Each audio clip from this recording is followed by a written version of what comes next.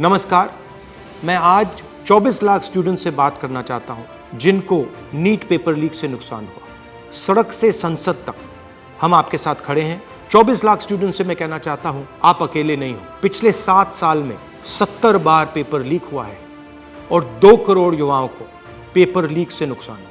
एक साथ हम ये लड़ाई लड़ेंगे और ये लड़ाई जीतेंगे। मेन इशू जो है वो हमारा पेपर लीक है। Sir, it's not only about 24 lakh NEET students, it's about whole family. There was a digital leak also this time. हमारे सोशल मीडिया अकाउंट्स बैन किए जा रहे हैं, हमारी वीडियोस डिलीट की जा रही हैं। मेरा माम पूरे सर हम लोग नहीं हो पाता। और आपके हाथ में, अगर आप क्लैरिटी से खड़े हो गए और पीछे नहीं हटे, उन दोनों को आपकी बात माननी पड़ेगी।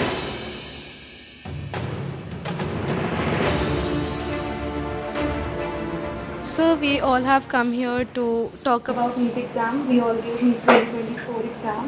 And most of us are 620 plus above who are sitting in this room. Last year 610 was the cutoff. बाकी cutoff 657 पहुंच गई है। 630 जो बेंचमार्क होता है एक रिस्पेक्टेबल स्कोर का, उसमें देखो कंपटीशन तो बढ़ता है। तो जो इन्फ्लेशन रेट है वो 40% से सीधा 400% सर, सिर्फ ये बोलना कि कंपटीशन बढ़ गया और पॉपुलेशन बढ़ गया, I don't think this justifies the statement. तो जितने भी सो कॉल टॉपर्स थे 720, 715 एंड 718, 709, उनके जो एक्चुअल मार्क्स थे probably they are below even 640. How does that happen?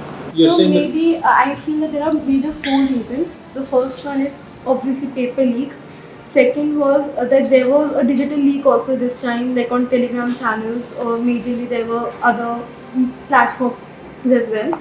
Third reason was that there were scams going on which were saying that you just have to leave the blank OMR and the people of the NTA, or maybe I don't know from which association, they will fill those OMR. Cheating is cheating. Yes. It's cheating, and the grace mark is the 4th point, which is not going to impact that much. Sir main issue जो है वो हमारा paper leak है, क्योंकि sir सबसे पहले अनुराग जो students था उसने ऑलरेडी स्टेटमेंट्स में कहा है कि एग्ज़ाम लीक हुआ है।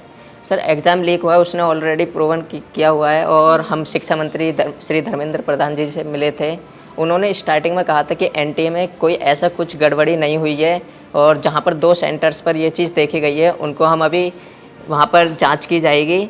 और हमने मांगे रखी थी कि रीनीट होना चाहिए और सीबीआई जांच होनी चाहिए, बट उन्होंने सीधा जो आंसर दिया था वो दिया था कि सब चीज़ हम सुप्रीम कोर्ट की मानेंगे, जो सुप्रीम कोर्ट फैसला करेगा वही माने। बट सर सुप्रीम कोर्ट ने डायरेक्ट जितने भी केसेस हम PIL डाल रहे हैं लोग इस चीज़ के ऊपर, डायरेक्ट जितने भी फैसले हैं वो सारे 8 जुलाई को दिए जाएंगे। बट उससे पहले स्टूडेंट्स पर इतना स्ट्रेस बढ़ रहा है, इतना प्रेशर पड़ रहा है। सर हमारे पेरेंट्स भी इस चीज़ से दुखी हैं कि बच्चा मतलब इतने मार्क्स ला रहा है कि वो एलिजिबल है हर साल के अकॉर्डिंग। बस मेन जो डिस्टर्बेंस हुई है इस एग्ज़ाम में वो है एक तो पेपर लीक, और दूसरी जो स्टूडेंट्स जो NTA ने ग्रेस मार्क्स दिए वो तो एक छोटा सा उन्होंने ग्रेस मार्क्स दिए वो अपने पेपर लीक को छुपाने के लिए। सर इतने दिन से आपको पता है कि गर्मी कितनी है, कुछ लोग गर्मी से मर भी रहे हैं, लेकिन सर हम स्टूडेंट्स और हमारे पेरेंट्स रोड्स पर इतनी गर्मी में सर लड़ रहे हैं इंसाफ के लिए, लेकिन सर हमारे लिए कोई भी कार्रवाई नहीं कर रहे हैं, ना ही हमारे इंसाफ के लिए कोई कार्रवाई कर रहे हैं। क्योंकि सर हमारे सोशल मीडिया अकाउंट्स बैन किए जा रहे हैं, हमारी वीडियोस डिलीट की जा रही हैं। हम अपने लिए आवाज़ उठा रहे हैं, उनसे रिलेटेड जितने वीडियोस सर कोई भी गलत कंटेंट नहीं है, हम सिर्फ आवाज़ उठा रहे हैं अपने इंसाफ के लिए।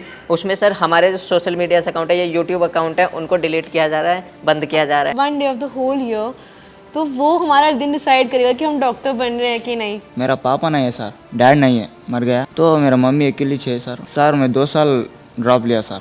2 साल में मेरे को स्टडी नहीं हो पा रहा सर, अच्छा से घर में प्रॉब्लम, मनी का प्रॉब्लम, लॉन्ग टर्म में पैसा बजट नहीं हो पा रहा सर।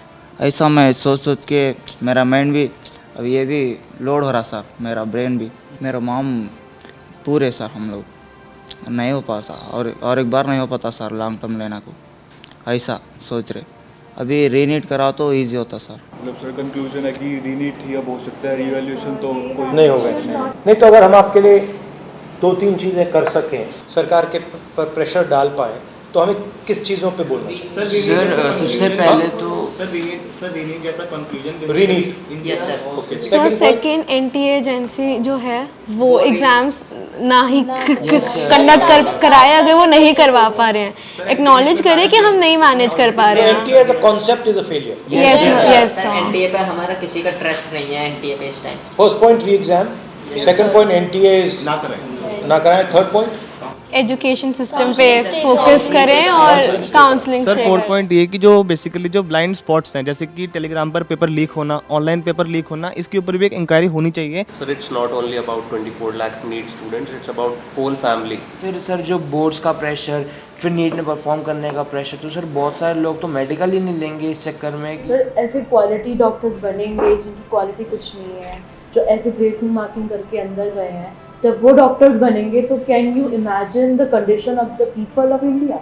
आपको क्या लगेगा, आप अगर कोई ऑपरेशन करवाने जाएगा, क्या वो वापस लौट के आ पाएगा? हमारे पास इतने सारे केसेस होते हैं, मतलब हमारे मतलब नोन में कि भाई किसी को और का पेशेंट इसका स्टंट डालना है, उसका इंटेस्टाइन निकलवा दिया, उसका किडनी निकलवा दिया।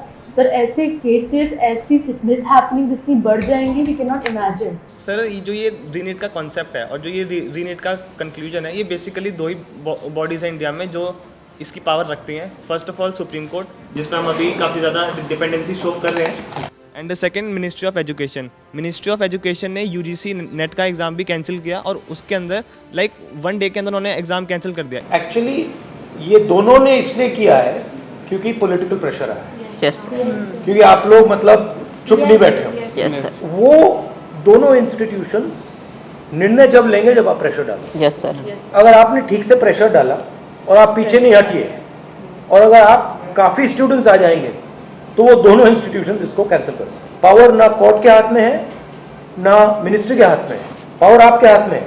अगर आपने क्लैरिटी से खड़े हो गए और पीछे नहीं हटे, उन दोनों को आपकी बात माननी पड़ेगी। ठीक है, थैंक यू। आपका जो एस्पिरेशन है, आपका जो विजन है, इसी से देश का विजन बनेगा, इसी से देश की प्रगति होगी।